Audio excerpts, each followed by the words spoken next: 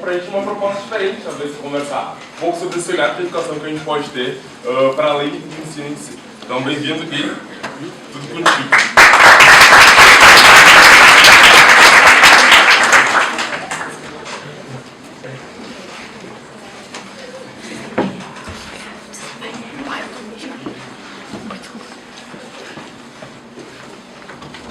Eu vou provocar e eu gostaria de pedir primeiro que, assim, vão ser algumas provocações para pensar outras coisas, mas não se sintam ofendidos. Se sentirem ofendidos também, tudo bem, né? Mas venho me encontrando com pessoas que têm pensado coisas realmente, profundamente diferentes. E daí, às vezes, me convidam para ir nos lugares. Eu fui na Semana Acadêmica da Pedagogia, segunda-feira, eu não sei se queriam me matar, porque o que estava acontecendo lá, né?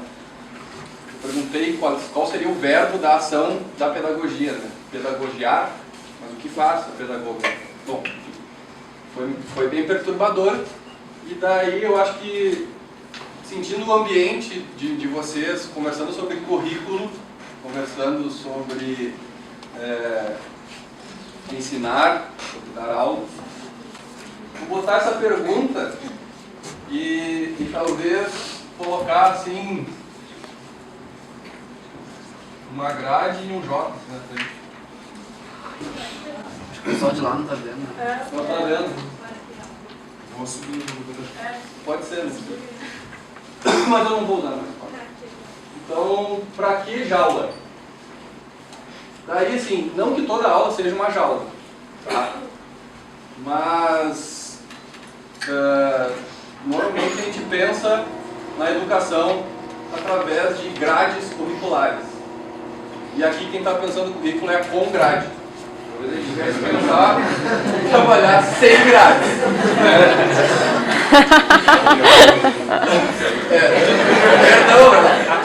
Mas eu não quero fazer com que a conversa seja sobre essa, mas tentar trazer conceitos, tentar trazer ideias que realmente ultrapassam um pouco ou fortaleçam uma ideia de currículo sem grades. Tentar se descapturar dessa ideia, e daí, para investigar isso um pouco, vou tentar trabalhar por alguns conceitos que são meio complicados, que uma dessas seria uma crítica ao modelo de aula professoral, que a gente já falou, de transmissão de conhecimento, enfim, que não funciona. Eu fiz minhas anotações, mas nunca consigo respeitar muito delas, assim. Isso são mais para os inscritos futuros. Eu acho que a educação, para mim, ela tem um princípio básico, que é se sentir à vontade, se sentir feliz, se sentir alegre nos encontros. Eu gostaria de dizer, em primeiro lugar, me sinto muito mal de estar em cima de um palco com a plateia. Essa estrutura arquitetônica não nos favorece, e daí, quando me perguntam, tem que destruir a escola, esse tipo de auditório, eu acho que sim, teria que ser destruído. Não dá.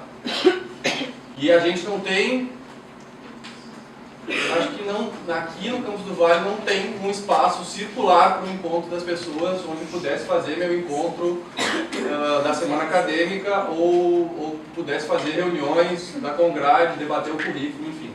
Não temos espaços circulares para o encontro de grande número de pessoas, o que já nos indica uma estrutura que não favorece esse tipo, não quer se propor a horizontalizar.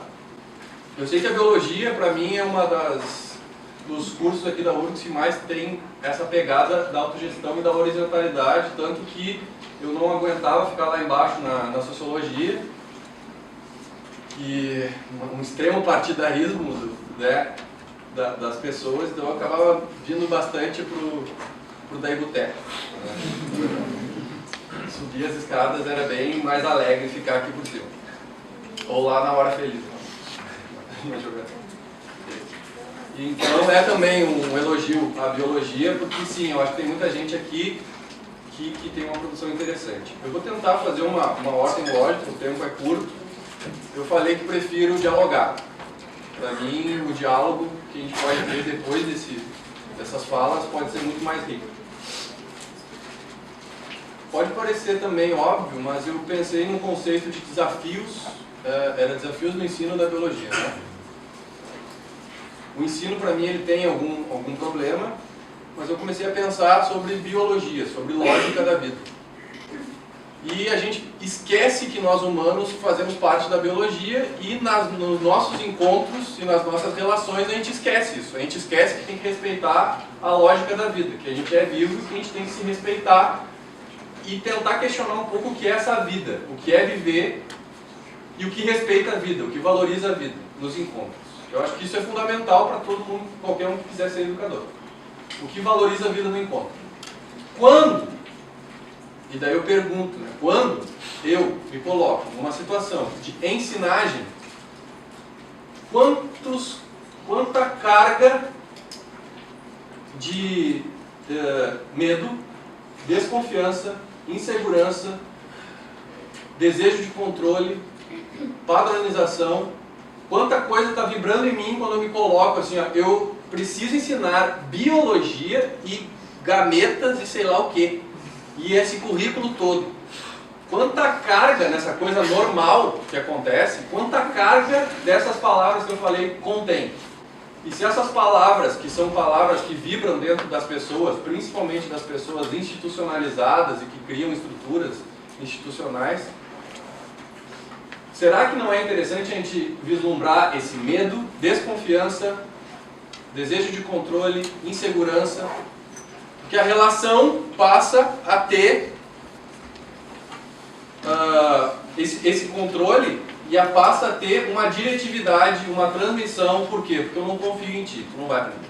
Tu não vai aprender, tu é um incapaz, um infante, tu não vai aprender. Então aqui, ó, eu sei que tu precisa aprender, isso é muito importante para a tua vida. E eu começo, isso tem um tanto de prepotência e desconfiança. E como eu desconfio, eu preciso te avaliar. Eu não sei se tu aprendeu, eu preciso te avaliar porque eu tenho dúvidas sobre o que tu aprendeu. Então eu estou sempre em questão de não confiar e não estar em relação, tipo, eu não legitimo. A gente acaba por essa lógica não legitimando o humano em si. A gente não legitima, não. Os humanos não têm capacidade de aprender. Bom, eu tenho uma filha de 8 meses e toda pessoa que observar uma criança com o coração aberto vai perceber que todos temos a mais plena capacidade de aprender com uma rapidez, com uma curiosidade, é impressionante, apavorante, é um êxtase olhar para uma criança, gente. Daí, em que momento a gente passa a desconfiar? Essa é uma pergunta. E por que os professores desconfiam tanto? E daí eu falo um pouco de relações de potência. Eu acredito que a educação precisa se colocar um questionamento de encontros de potência, encontrar as potências e promover, investir na potência das pessoas para que ela aconteça. Por que eu tenho que dizer isso? É um infortúnio, porque não é um encontro de potência, é um encontro de abafamento, de redução, de miserabilização da vida. Uma aula tem que respeitar uma grade curricular. E isso com vocês mesmo, na graduação, isso acontece. E daí tem uma questão de ética bem simples, não tem lógica muito profunda, nem filosofia profunda. Para mim, a vida vale a pena, e daí o conceito desse é um conceito filosófico muito estrambólico, né? A vida só vale a pena se eu quiser permanecer no tempo aqui e continuar vivendo isso. Se o meu desejo for que isso acabe logo, aí para mim já não é ético, mas é antiético. É bem básico mesmo. É um sentimento, eu digo, minha potência está se abaixando, eu quero ir embora daqui, eu quero que acabe o dia, eu quero que acabe a semana, eu quero que acabe o mês, o ano, a vida. Isso não é ético, isso é contraproducente. Então, cara, vocês estão afim de ficar aqui, vocês estão afim de ouvir, de conversar, de dialogar sobre isso? Se sim, beleza. Quem não tiver, não tem o menor problema. Se está se sentindo mal, pode ir embora. Não tem, eu me sinto melhor com as pessoas indo embora, porque elas estão respeitando o seu coração, a sua ética, a sua potência, do que ficando sem ter vontade. Utilidade é uma questão ética. Se eu fico querendo que tu me seja útil, eu estou te utilizando, usando, então tu serve para mim, tu é servil em relação de servidão. Se o educador não se questiona nisso, então a utilidade é o diploma. se tu te coloca na relação de estou fazendo uma faculdade para ter o diploma, tu está se submetendo, submissão, servidão voluntária para uma utilidade que é o papel. Tá, isso é uma grande questão filosófica, mas que no momento presente eu digo, eu estou aqui só para um carimbo, uma assinatura, para ganhar um certificado, para ganhar créditos. Eu não estou falando contra, posso ter isso também. Isso pode seguir acontecendo, eu sigo, ganho certificado e tudo, mas o espaço de encontro não pode ser jogado fora, ele pode valer a pena. Eu não quero jogar nada fora, nem aula, nem escola, nem universidade, nenhuma instituição, mas a gente pode pensar em desinstitucionalizar, que palavra difícil, desinstitucionalizar a educação. Isso é necessário. Porque ela estar instituída, ela já é uma barreira, já é uma barragem. A água tem que ficar ali. E ela corre só quando eu quero. É tudo controlado. Tem que sair um pouco do controle. E não é sair do controle, que daí todo mundo critica e fica com medo. O medo sempre aparece. Tô com medo, fora do controle, não, tenho medo. E já... tenho vários inimigos por causa disso, né, pessoa? Mas não é sair totalmente para destituição do ser, não existe mais nada. Não, calma. Vamos ver como é que a gente pode passear pelo caos. E para mim o caos ele produz ordem naturalmente e assim a gente fica andando. E a biologia, não sei, não estudei muito biologia, mas o meu jeito de estudar biologia foi ir morar numa comunidade, na Arca Verde. Desde 2005... fui várias vezes para lá e nesse período todo acabei ficando 2 anos direto morando lá, trabalhando com conceitos de sustentabilidade. Fui tentar aprender biologia e para mim a ética que tem por trás, eu não sei, eu gostaria até de estudar melhor a biologia, mas a ética da vida ela tem uma retroalimentação, um feedback de variação. A vida só está presente aqui, só se complexificou da maneira com que se complexificou por um input de variação em todas as espécies. Assim, elas aparentam ser iguais, quando a gente olha com um olhar meio burro, mas elas se diferenciam o tempo inteiro, de uma geração para outra. De uma geração para outra é diferenciação o tempo inteiro, e daí vai criando espécies, vai criando toda... É uma variação intensa. Daí chegou nos humanos, que dizemos ser os evoluídos, os humanos, no seu sistema cultural e social, se esforçam em criar estruturas padronizadas e pasteurizadas, que permaneçam ao longo do tempo. Isso é antiético, é contra a biologia, é contra a vontade da vida de se variar, é contra a possibilidade de se adaptar posteriormente através da resiliência. Não vai a favor da vida. Então, quantas coisas a gente fica pensando, agora achei a educação perfeita, é assim. Não, a ética do eterno retorno é de estar eternamente criando, eternamente em processo criativo e de modificação do mundo, e não tentar adotar uma prática. Tem um tanto de preguiça nisso. Porque é um esforço, mas é divertido. Eu me proponho, eu tenho a oportunidade de me divertir também com isso.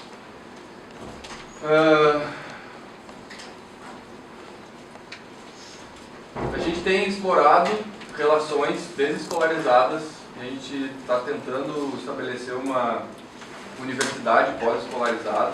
Isso acontece de forma espontânea e as células se multiplicam de forma espontânea, isso vai acontecendo. Uma comunidade aprendente. A gente tem o Jardim Nômade também, que é para as crianças, a gente se encontra com as crianças em vários lugares, em várias casas, e as crianças se interagem. São outras propostas de realmente dar uma repensada bem profunda nas relações tristes que a gente se propõe a ter durante a vida. Eu sinceramente não quero. E daí estão falando mal da escola, daí alguém trabalha em escola, daí alguém se ofende com isso, mas eu não quero botar minha filha na escola. Eu não encontrei nenhuma escola e outra, eu não quero terceirizar isso, entendeu? É uma terceirização. Estou terceirizando, não é? Pode dizer todo mundo fala. Não, eu terceirizo a educação porque eu quero largar minha filha em algum lugar porque eu estou sendo utilizado por outro lugar. Então, se for para utilizar minha potência, vai ser para ser intimamente ligado à minha filha. E à minha educação também. Eu quero chamar para mim essa responsabilidade. Uma coisa que eu queria falar, eu acho que também é um conceito que pode servir através da potência e não através da servidão, é o da biologia do amor e da autopoiese. Conceito... Eu tenho medo de tratar do amor, porque o amor é muito mal interpretado de uma forma romântica, bunda mole, né? Mas a biologia do amor do Maturana, ela envolve uma questão de entender realmente um amor incondicional. Incondicional, sem condições. Tenta imaginar uma educação sem condições. Vê se tu consegue realizar ela no formato em que ela acontece. E daí tenta imaginar se existe amor.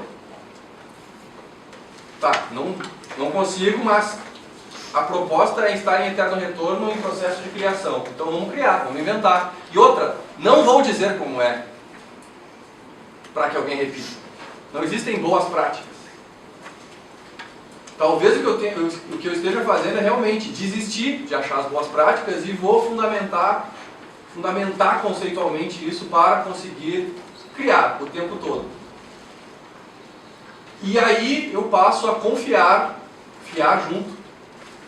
E fiar junto não é uma crença fora da relação, ela é na relação. Eu passo a confiar na autopoiese. As pessoas se criam. Eu não sei como explicar, mas eu fico olhando para minha filha, apaixonado por ela, percebendo que em 2 horas ela aprendeu uma coisa nova, ela fez outra coisa, ela já mudou, ela já não é mais aquela. Eu olho para ela todo dia e não conheço aquela pessoa, eu não conheço, porque ela mudou com uma rapidez e eu estou tentando ousar me abrir também. Tipo, eu não sei mais quem eu sou, não sei mais defender uma coisa, porque eu olho para ela mudou também, eu sou um pouco dela e ela vai me levando junto. Então, autopoiese, a gente se cria. Eu confio na vida se criando. Por favor, alguém desconfia. Se vocês escolheram a biologia é porque acreditam também em alguma coisa. Pô, me encantei pela biologia porque ela tem uma riqueza nessa vida. Então, acreditar na autoprodução de si mesmo e na variação de si mesmo e que as coisas acontecem. A minha relação com as pessoas fica muito mais leve. Eu não tenho tanta intenção nem expectativa. Eu não quero te mudar, não quero te transformar. Vamos conversar, eu confio, tua caminhada é tua caminhada. Mas vamos fazer junto, eu gosto de fazer junto. E gosto de fazer que dure um pouco esses encontros também. E a biologia do amor, ela tem uma parte bem categórica que diz, não é uma relação social se a relação nega o outro. E daí, quando eu nego o outro, de ser um ser, de existir como um ser vivente, e eu pergunto, quando é que a gente nega o outro? Quando a gente dá uma aula e eu planejei sozinho, estaria eu negando o outro? Quando eu planejo o currículo inteiro, eu estaria negando? É óbvio que sim, não faz a menor diferença. As pessoas que vão estar aqui, se elas vão trocar todas, o currículo é o mesmo, o planejamento é o mesmo. Isso não é uma negação das pessoas, eu estou pouco me lixando das pessoas. Eu estou negando os outros, então não é uma relação social. Não é. Estou falando, então, posso citar Maturana, eu trago citação, talvez, se precisarem. Então, como criar relações sociais de amor, em que eu não tenha tanta expectativa e não queira utilitarizar os outros? Essa é a proposta. E é um pensamento que a gente está fazendo, a gente está tentando produzir o tempo todo. E daí que, se for para ensinar biologia, acho que a gente tem que se propor esses questionamentos. E tentar se exercitar em trabalhar essa não condição. Esse amor incondicional. E essa crença, essa confiança nas relações e no que elas podem produzir. Eu vou deixar aberto, fiz essa introdução, poderia falar milhares de coisas mais, mas eu acho que a gente vai ter um tempo no diálogo e agradeço muito a oportunidade.